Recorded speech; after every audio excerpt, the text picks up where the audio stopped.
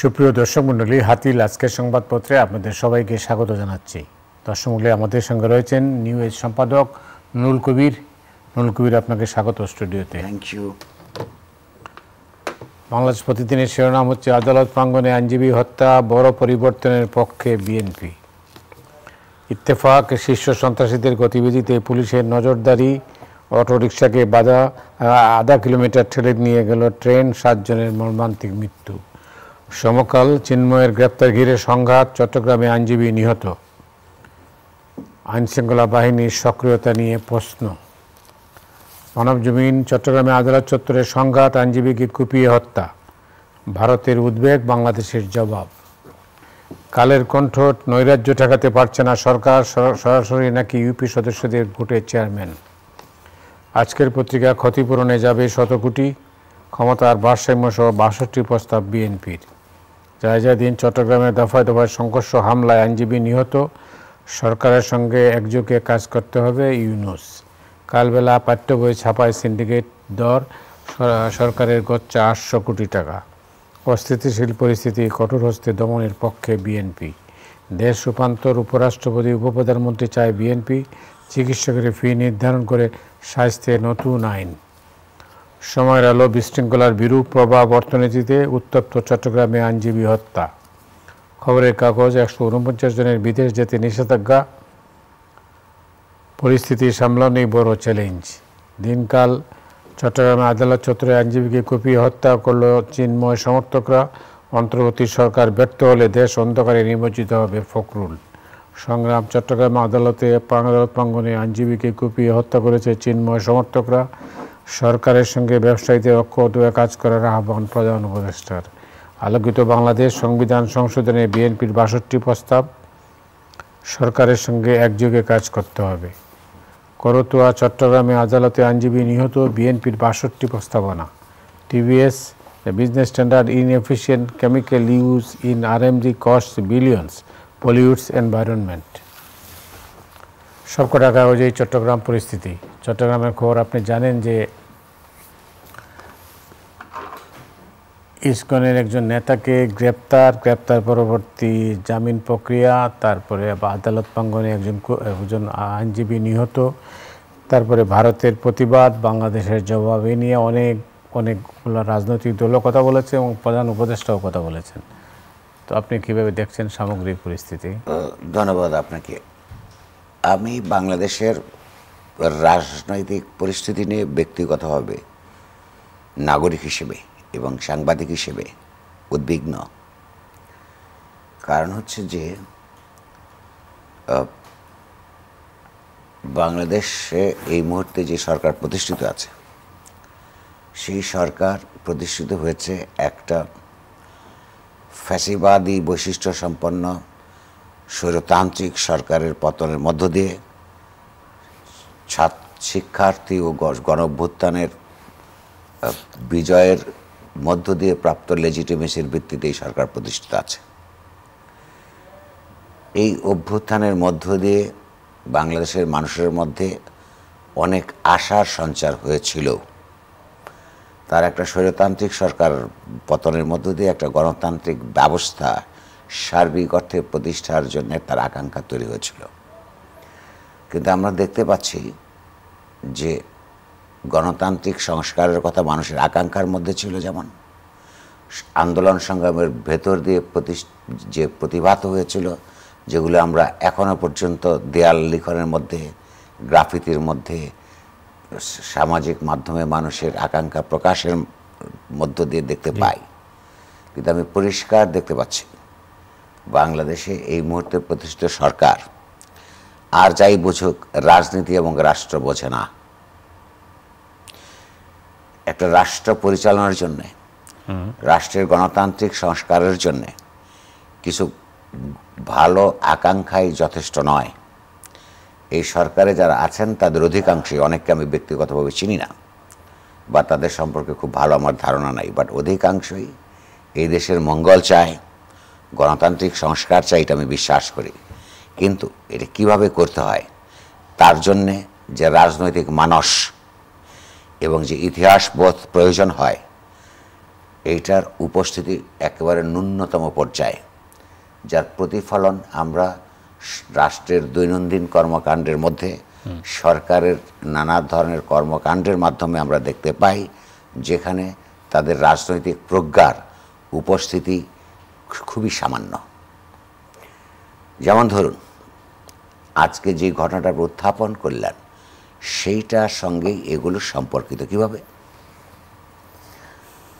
আপনার বাংলাদেশে শেখ হাসিনার সরকারের গণ আন্দোলনের মুখে তার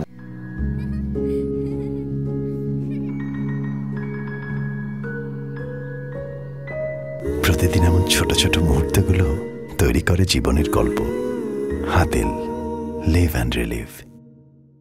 যে উৎখাত হওয়া এবং তৎকালীন সরকারের প্রধানমন্ত্রীর ভারতে আশ্রয় গ্রহণ, পলায়নের মাধ্যমে, এইটা আওয়ামী লীগ যেমন স্বাভাবিকভাবেই গ্রহণ করা কঠিন, আমরা দেখতে পাচ্ছি যে ভারতের জন্য তা আরও বেশি কঠিন হয়ে দাঁড়িয়েছে। আপনি লক্ষ্য করুন, আমি আপনার এই ইসকন ঢাকা অপারেশন সম্পর্কে আমি একটু পরে আসবো, যদি দয়া করে আমাকে একটু সুযোগ দেন কথা বলতে। বাংলাদেশে অমুসলমান সম্প্রদায়গুলো ভালো অবস্থায় আছে কি খারাপ অবস্থায় আছে, এইটা নিয়ে ভারতের যে মাথা ব্যথা, এটা দিয়ে কি প্রমাণ করতে চায় ভারত? পৃথিবীর যত হিন্দু জনগোষ্ঠী পৃথিবীর বিভিন্ন জায়গায় আছে, ভারত কি তাদের সবার দায়িত্ব নিতে চায়? অত্যন্ত দুঃখজনক একটা ঘটনা গতকাল চট্টগ্রামে ঘটেছে। ইসকনকে কেন্দ্র করে বেশ কিছু ঘটনা দু সপ্তাহ ধরে ঘটে যাচ্ছে।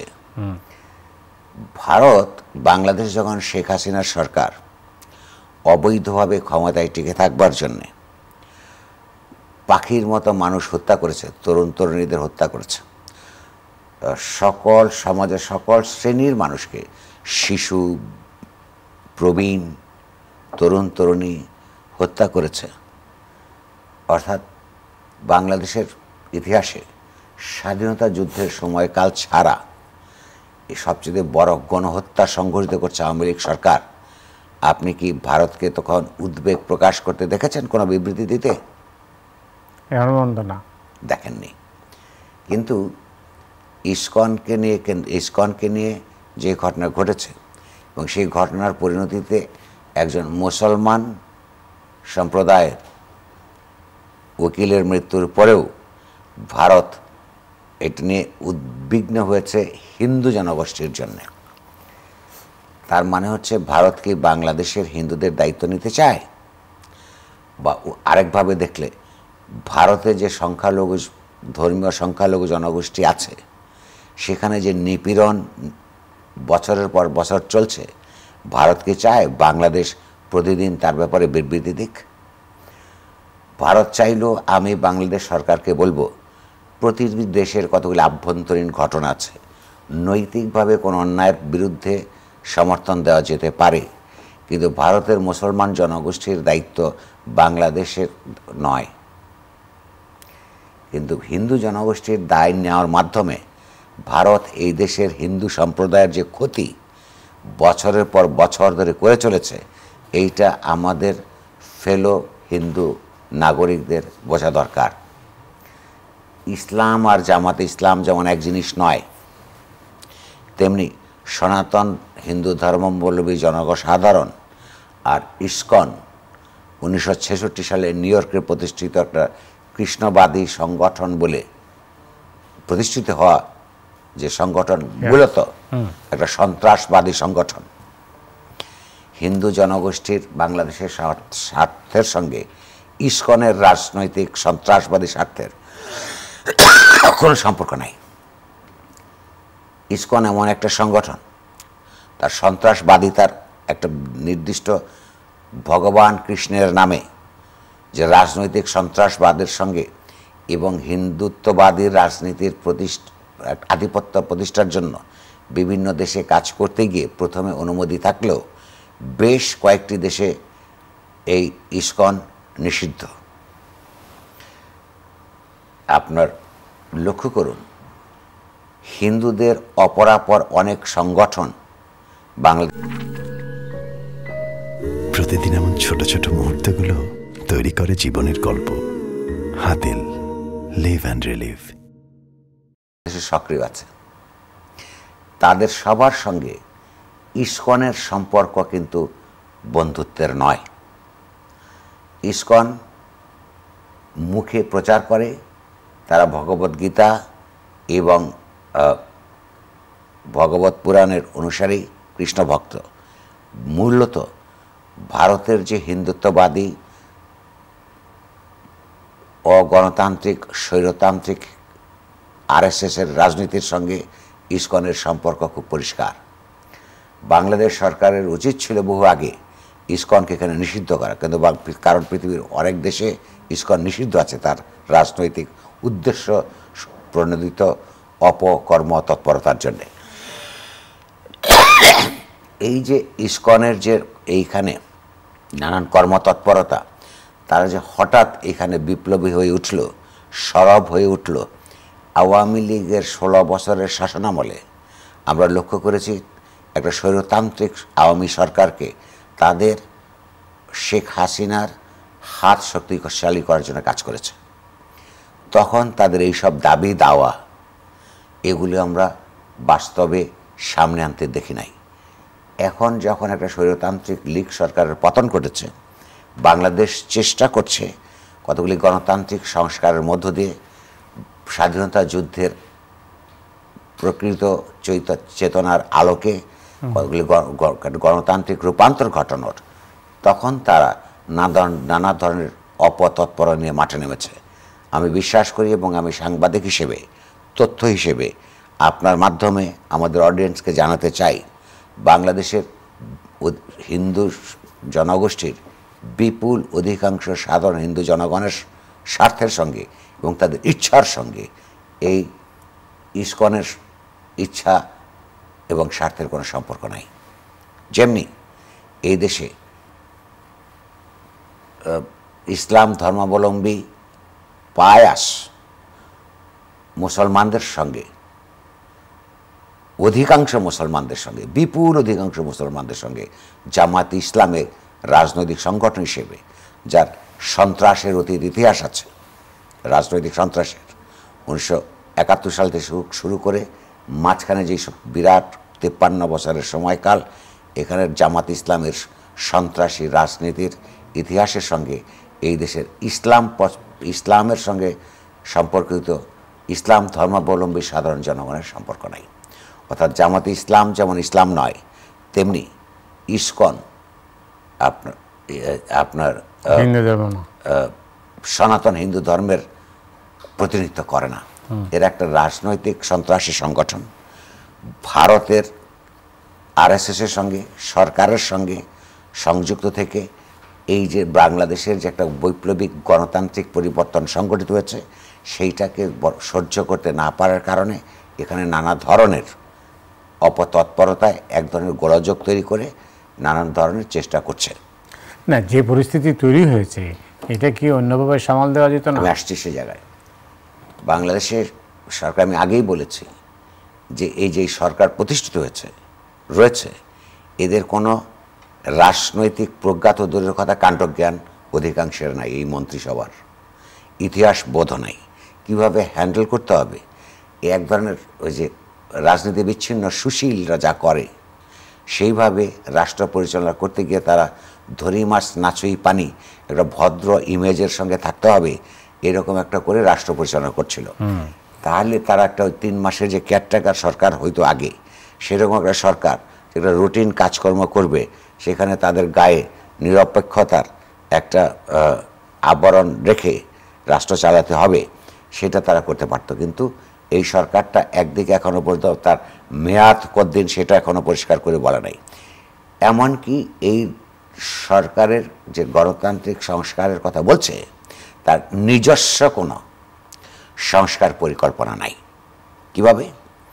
আপনি লক্ষ্য করুন, এই সরকারের ব্যর্থতা সম্পর্কে আমি একটু আপনার দৃষ্টি আকর্ষণ করতে চাই। সরকার প্রধান অধ্যাপক ইউনূস একজন সম্মানিত ব্যক্তি সারা দুনিয়ায়।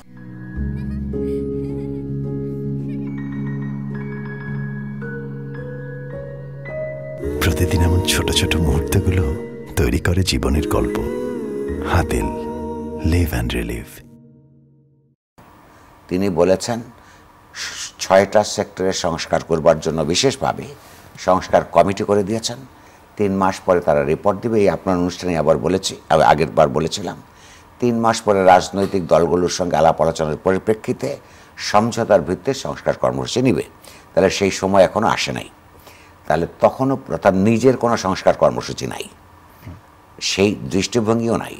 এবং এই সরকারের মধ্যে নানা মতের লোক আছে, তাদের কোনো রাজনৈতিকভাবে যে জেল হওয়া সেইটার কোনো প্রক্রিয়া এবং বাস্তবতা আমরা লক্ষ্য করি না মানে দৃশ্যমান নয়। তাহলে এই সময় তারা কি করছেন? রুটিন কাজ করছেন।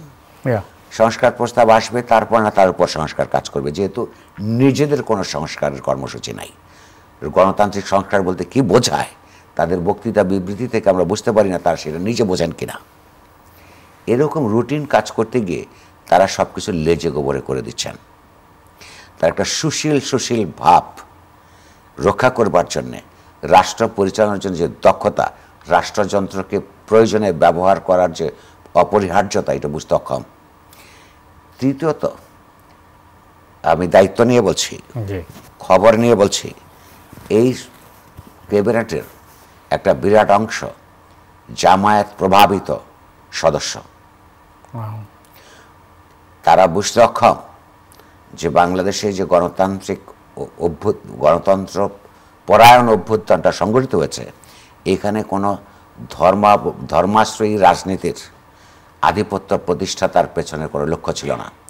লক্ষ্য ছিল প্রতিটা স্লোগানের মধ্যে, গ্রাফিতির মধ্যে, খেয়াল করবেন 1971 সালে মুক্তিযুদ্ধ চলার কালীন সময়ে মানুষের যে আকাঙ্ক্ষাগুলি তৈরি হয়েছিল, গণতান্ত্রিক আকাঙ্ক্ষা, সাম্য প্রতিষ্ঠার আকাঙ্ক্ষা, ধর্মাশ্রয়ী রাজনীতির পরিপন্থী গণতান্ত্রিক রাজনৈতিক বিকাশের আকাঙ্ক্ষা, সেগুলির সঙ্গে জামাত ইসলামের সম্পর্ক বরং উল্টো। অথচ জামাত ইসলামী সহ কতগুলি ইসলামপন্থী রাজনৈতিক সংগঠনের, অর্থাৎ ধর্মাশ্রয়ী রাজনীতির সংগঠনের সঙ্গে এই বর্তমান ক্যাবিনেটের অনেক মেম্বারের প্রত্যক্ষ এবং পরোক্ষ আনুগত্য আছে।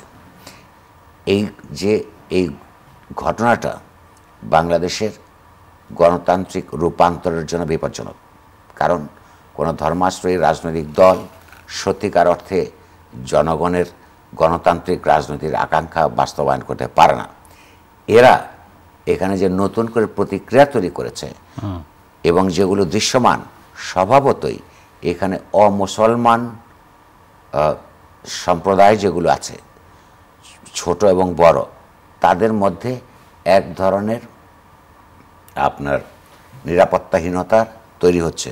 যদিও এদেশের মানুষ, সাধারণ মানুষ কোনো দিন এই দেশে অমুসলমান জনগোষ্ঠীর উপর নিপীড়ন করে নাই, তাদের সঙ্গে বন্ধুত্ব, প্রতিবেশী সুলভ আচরণ করে গেছে।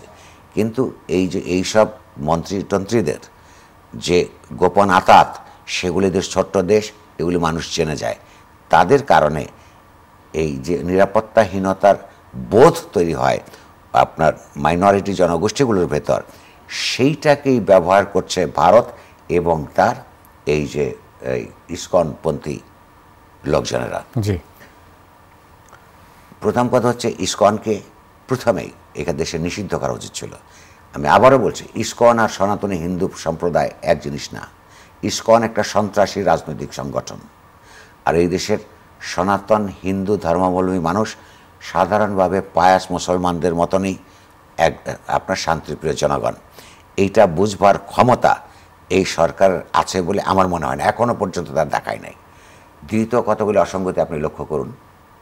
এই যে বাংলাদেশে শুধু হিন্দু সম্প্রদায় না, সাধারণভাবে আমরা লক্ষ্য করেছি এই সরকার ক্ষমতা আসবার পরে কিছু কিছু মানুষ জিঘাংসাবশত, যারা আওয়ামী লীগের আমলে নানান ধরনের নিপীড়নের শিকার হয়েছে, তাদের উৎসাহের কারণে, রাগের কারণে এবং পুলিশের মরল পুলিশ যেহেতু আওয়ামী লীগের একটা লাঠিয়াল বাহিনী হিসেবে 15 বছর ব্যবহৃত হয়েছে, একদিকে প্রতিদিন এমন ছোট ছোট মুহূর্তগুলো তৈরি করে জীবনের গল্প। Hatil, live and relieve.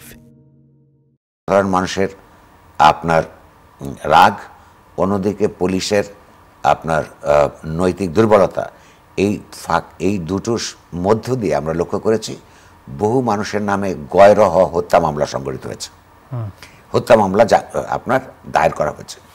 এইটা যখন পত্রপত্রিকার মাধ্যমে সরকারের দৃষ্টি আকর্ষণ করা হয়েছে, সরকার রাইটলি তারা বলেছে যে এই ধরনের গয়রহ হত্যা মামলা রুজু করা ঠিক হবে না, এবং হত্যা মামলা বা আরও যেগুলো হয়, যেগুলো নির্দেশ দিয়েছে যে ইনভেস্টিগেশন সাপেক্ষে তাদেরকে গ্রেফতার করা হবে।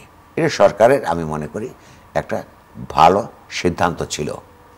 কিন্তু বাস্তবে আমরা দেখছি এইরকম যে সমস্ত মামলায় যখন আদালতে যায়, ট্রায়াল কোর্টগুলিতে যায়, জামিনের জন্য যায়, তখন সরকারের যে আপনার আইন কর্মকর্তারা থাকে, তারা ওইসব জামিনের বিরুদ্ধে দাঁড়ায়। সরকার যদি নীতিগত অবস্থান এই হয় যে বহু খুনের মামলা হয়েছে যেগুলো আসলে সরকার নিজেই মনে করে না খুনের সঙ্গে তারা সম্পর্কিত, ফলে ইনভেস্টিগেশন সাপেক্ষে তাদেরকে গ্রেফতার করার কথা বলা হয়েছে। কিন্তু অনেক মানুষ ইতিমধ্যে গ্রেফতার হয়েছে, তারা জামিন চাইলে সেই ক্ষেত্রে যথেষ্ট যুক্তিযুক্ততার সঙ্গে বিবেচনা না করে গয়রভাবে যে সরকার, রাষ্ট্রের যে আইন কর্মকর্তা, তারা জামিনের বিরোধিতা করছে। এই যে আমি মনে করি যে চিন্ময় কৃষ্ণ দাস, উনি কোনো ইনোসেন্ট মানুষ না, উনি ইনোসেন্ট মানুষ নন, উনি একটা ধ্বংসাত্মক রাজনীতি এই দেশের হিন্দু সমাজের স্বার্থের তোয়াক্কা না করে হিন্দুত্ববাদীর রাজনীতি প্রসারের জন্য যেই ব্যবস্থা তারা গ্রহণ করেছে, এই লোকটাকে চিটাগংয়ে প্রথম যে রায়োটিংয়ের ব্যবস্থা করেছিল তিনি, সেদিনে গ্রেফতার করা উচিত ছিল, কিন্তু সরকার সিদ্ধান্তহীনতায় ভুগেছে। আবার একদিন পরে যখন তাকে আপনার গ্রেফতার করা হলো এবং পরিস্থিতি উত্তপ্ত হলো, তখন যেহেতু সময় মতো তারা এটা করে নাই, অসময়ে এখন তাদেরকে যদি বেইলের ব্যবস্থা করা হতো তাহলে সরকারের ইমেজের জন্য ভালো হতো, কারণ এটা বিলম্বিত পদক্ষেপ। কিন্তু আমরা লক্ষ্য করেছি কোর্টে সরকারের যে রাষ্ট্রীয় কর্মকর্তা তারা বেইল কিন্তু বিরোধিতা করেছে, ফলে এটা আরেক ধরনের একটা উত্তেজনাকর পরিস্থিতি সৃষ্টি হয়েছে। সরকারের উচিত ছিল জনসাধারণকে, বিশেষত আমাদের দেশের হিন্দু জনগোষ্ঠীকে বোঝানো যে তার যে নাগরিক স্বার্থ আর ইসকনের নাগরিক স্বার্থ এক নয়। সেই ব্যাপারে কোনো সরকারি কর্মকর্তা, মন্ত্রীকে কোনো বিশদ বর্ণনা, ন্যারেটিভ, বিবৃতি আমরা দিতে দেখি নাই। তার 2-3 লাইন বা 2-3 প্যারাগ্রাফের কথা বলছেন, অর্থাৎ তার এক দায়িত্বহীনের মতন আচরণ করছেন। আপনি বলতে চাচ্ছেন যে জামিন দেওয়া উচিত ছিল? জামিন দিবে কি দিবে না সেটা ম্যাজিস্ট্রেটের এখতিয়ার, কিন্তু রাষ্ট্রপক্ষ জামিনের পক্ষে কথা বলছে না জামিনের বিরোধিতা করছে, বিরোধিতা করছে, সেইটা গুরুত্বপূর্ণ। তো এই গ্রেফতারের মধ্য দিয়ে যে উত্তেজনাকর পরিস্থিতি তৈরি হলো, এটা তো অনেক বিলম্বিত কর্মকাণ্ডের জন্য হয়েছে, এবং উদ্ভূত নতুন পরিস্থিতিতে এটাকে হ্যান্ডেল করার জন্য যে রাজনৈতিক বিচক্ষণতা দরকার ছিল সেটা দেখা যায় নাই। এটা আমি শুধু এইটা নয়, এটা ছাড়াও আপনার আমি বলছি একটু আমাকে 1 মিনিট সময় দিন। আমি যেটা বলছিলাম যে কোন দিকে যাচ্ছে পরিস্থিতি। আচ্ছা, আমি আবারও বলছি, যেহেতু সরকারের হাতে নিজস্ব কোনো সংস্কার কর্মসূচি নাই, সেহেতু তারা শুধু রুটিন ওয়ার্ক করছেন। সেই রুটিন ওয়ার্কের মধ্যে অধিকাংশ ক্ষেত্রে তারা প্রতিদিন ফেল করে যাচ্ছেন।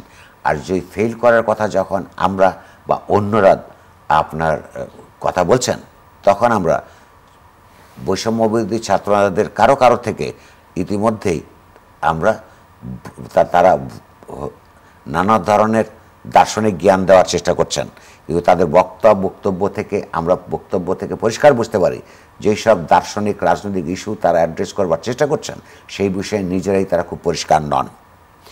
এটার মধ্য দিয়ে আপনার এক ধরনের যে ধোঁয়াশা তৈরি হচ্ছে সেটা বাংলাদেশের জন্য বিপদ নিয়ে আসবে।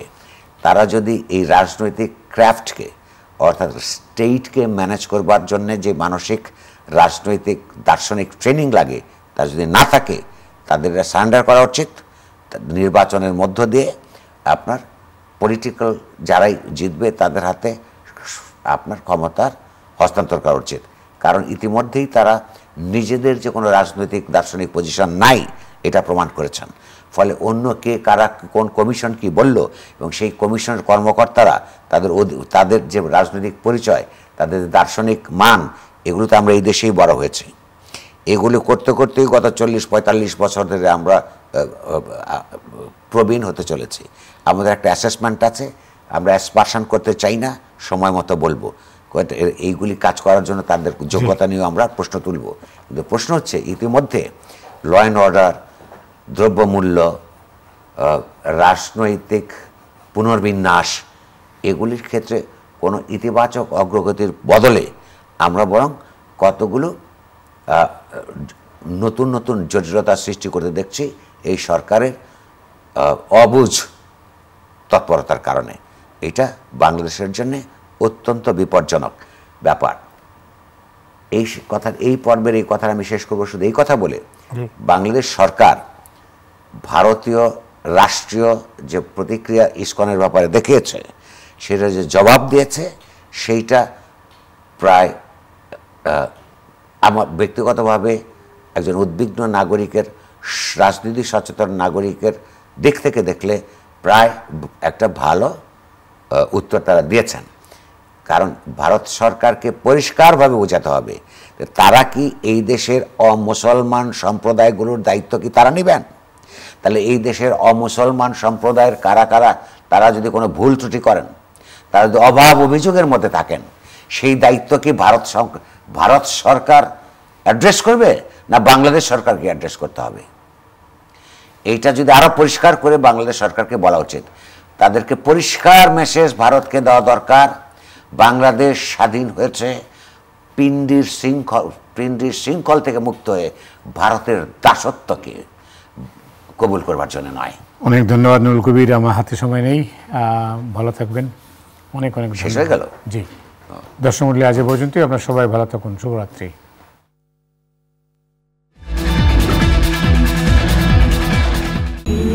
বসন্তের মায়া মাখা রোদ।